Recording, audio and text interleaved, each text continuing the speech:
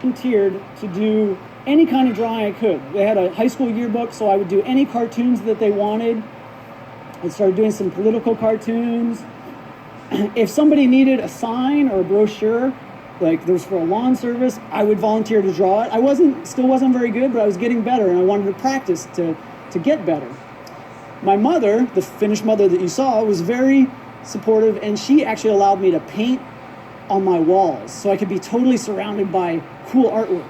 So I just painted these crazy things on my walls because I wanted to be surrounded by art. And I went off to college in Virginia Commonwealth University, an art school there, where I learned how to draw a little bit better. Learned things like shape and form and how to draw reflections and use shadows. Learned color theory, how all the different colors work together.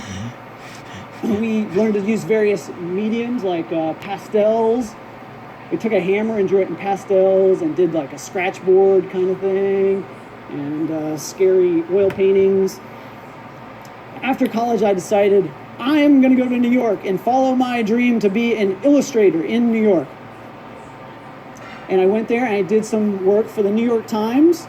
Some illustrations that are sort of in a different style than I do right now, but that's what I was doing at the time. But mostly, here's another one, but mostly I was working as a bellman in the Marriott Marquis. You know what a bellman is? Somebody that carries your bags. Well, I was a struggling illustrator, so I had to have a job to pay the bills, so I wore a silly outfit like that and carried people's bags. At the same time, there was movies like Roger Rabbit were coming out, if you remember that one. There was a show called Mighty Mouse.